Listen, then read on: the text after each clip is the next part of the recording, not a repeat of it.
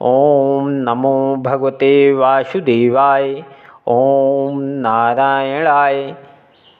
एक सखी मनमोहन की, मधुर मधुर मुस्कान दिखाई दई। वह सांवली सूरत चैनमयी, सब ही चितई हमहू चितई री।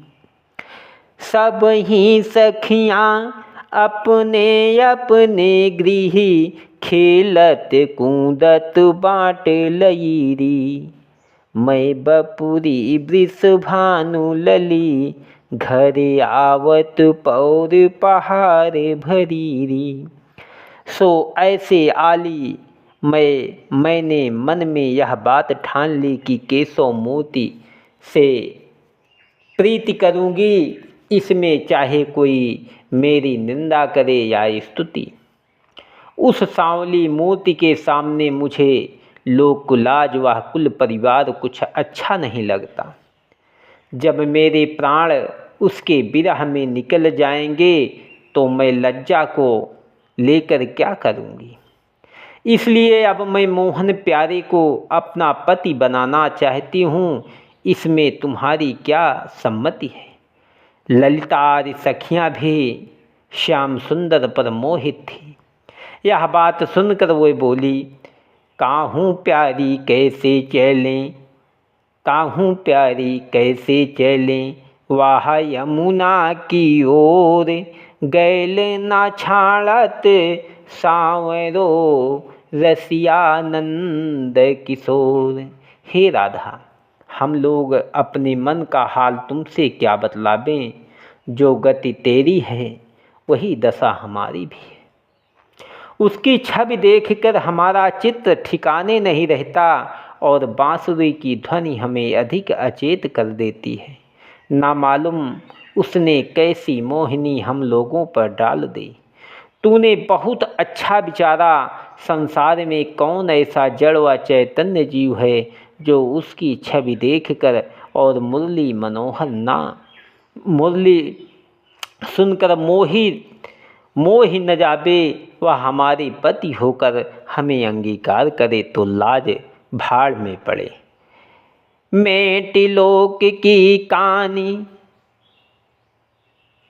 पतिव्रत राखो श्याम सो, यही बनी अब आनी, भलो बुरो को कहें। हे राजन, राधा आदि सब ब्रजवालों की यह दशा थी कि दिन उनके विरह में और मिलने के उपाय में काटकर संध्या समय उनका दर्शन करके अपने हृदय की तपन बुझाती थी। अपने घर वालों का कहना और समझना उनको अच्छा नहीं लगता था। वृंदावन की स्तुति। सुखदेव जी ने कहा, हे राजन, जब गर्मी अधिक होने से संसारी जीव दुखी हुए तब बरसात कृपा करके अपनी सेना बादल को लेकर जड़ व चैतन्य सब्जियों को सुख देने और गर्मी के साथ युद्ध करने के लिए धूमधाम से चढ़ाई और उसकी सेना में बादलों की गर्जना, मारू बाजे के समान अनेक रंग की घटा, सूरवीरों के समान बिजली का चमकना, नंगी तलवारों के समान मोरों की बोली, करखा बोलने वालों के समान पानी की बूंद, बाणों के समान मेढक की बोली, भाटों के कवित्त पढ़ने के समान श्वेत वर्ण बकुलों की पाती ध्वजा के माँ समान मालूम देती थी। ऐसी भारी सेना देखते ही गर्मी हार मानकर भाग गई और जल बरसने से पृथ्वी और वृक्ष आदि सब जड़ व चैतन्य जीव सुखी हुए। 8 महीने तक जो जल सूरज ने सोखा था उसे इस तरह बरसाया जिस तरह राजा लोग गर्मी व जाड़े में प्रजा से देन लेकर बरसात में उनका पालन करते हैं। पृथ्वी ने जो 8 महीने तक दुख उठाया था उसका सोच जल बरसने से छूट गया। अनेक रंग के फल व फूल वृक्षों में लग गए। बेली विधि बेली विविधि लपेटी लतित ललित फूल रहे बहुरंग, अशोभित सहस सिंगार जिमि नारी पुरुष के संग। पृथ्वी पर हरियाली उत्पन्न हो गई, नदी नालों में जल उमंग से बहने लगा, उसके किनारे अनेक रंग के पक्षी मीठी बोली बोलने लगे। हे राजन, वृंदावन में ऐसी शोभा मालूम देती थी जिसका वर्णन नहीं हो सकता। शोभा वृंदा विपिन की, वर्णि सके कवि कौन। शेष महेश गणेश विधि, पार न पावत तौर। महिमा अमित अपार, श्री वृंदावन धाम की। जहाँ नित्य करत बिहार, पर ब्रह्मा भगवान हरि।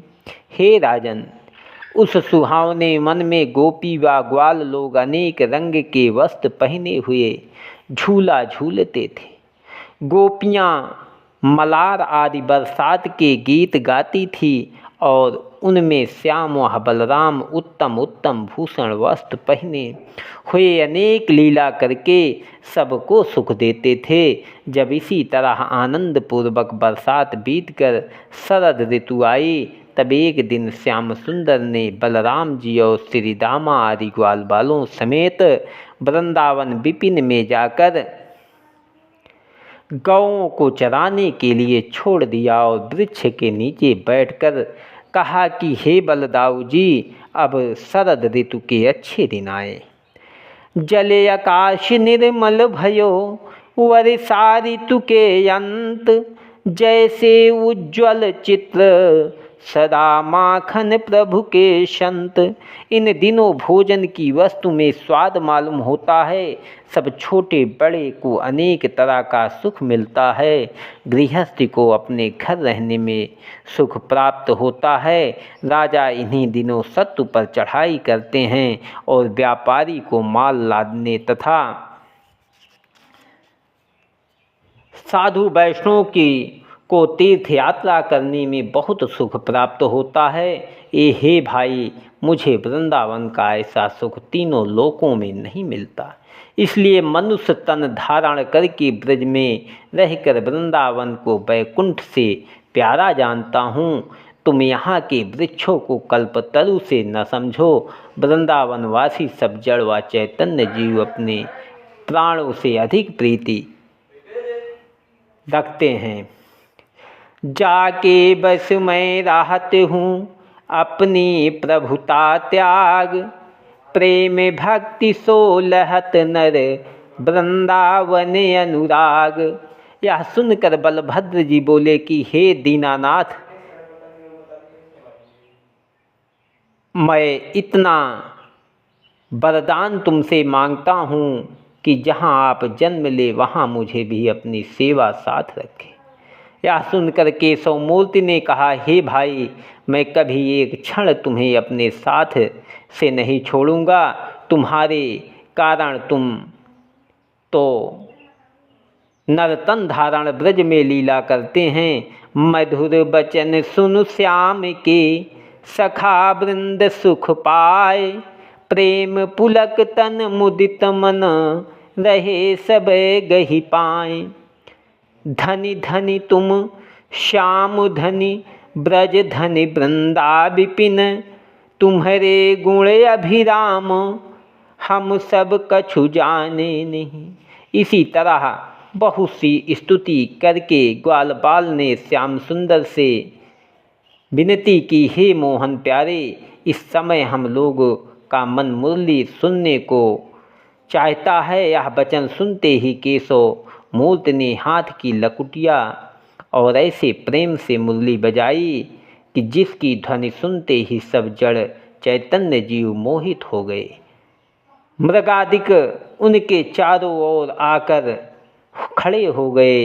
यमुना जल बहने से थम रहा, पक्षियों को उड़ना भूल गया। गायें घास चरना छोड़कर चित्रकारी सी खड़ी हो गई। झरनों में से पानी गिरना बंद हो गया। मनहरण प्यारी बंसी में छा रागवा 36 रागनी गाकर उसमें ग्वाल बालों का नाम लेने लगे।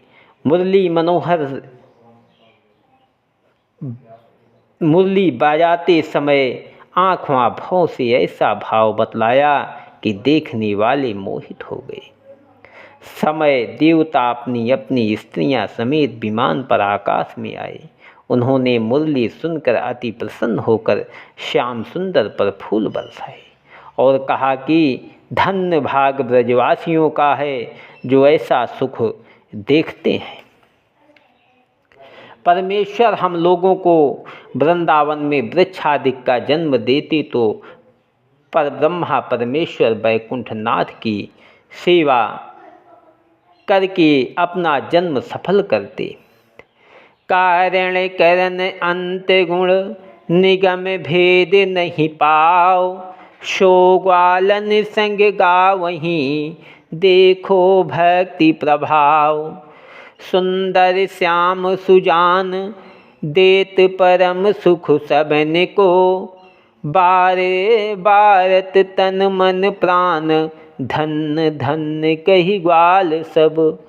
सौधीन सुनिक गोपिका लाज करहीं बिसराय, माखन प्रभु के दरस को घर से निकली धाय।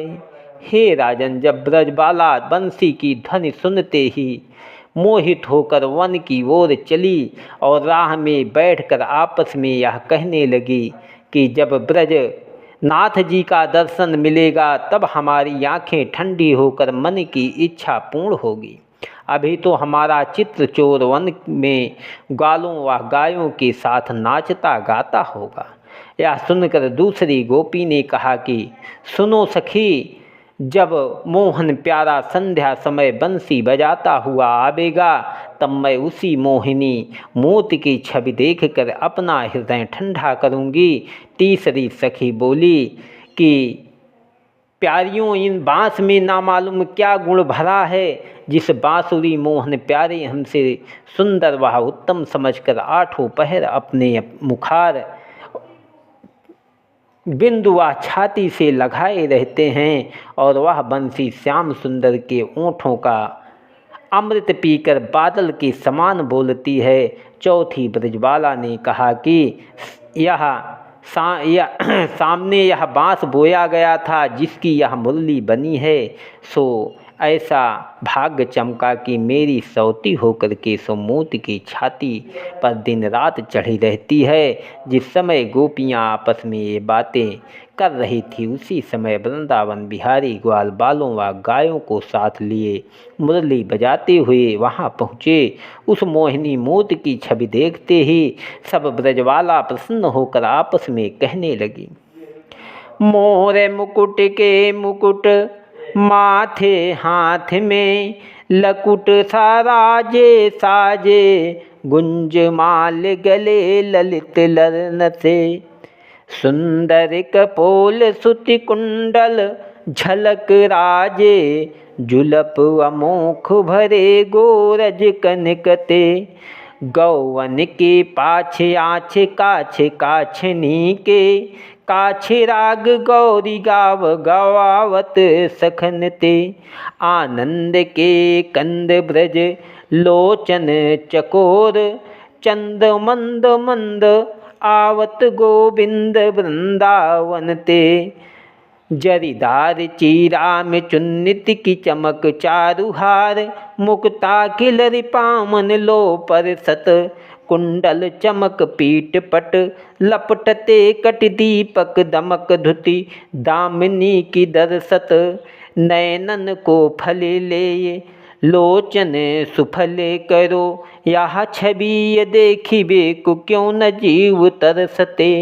मंद मंद आवत बजावत मधुर वेणु, कुंजन ते आवत रसिक रूप बरसत।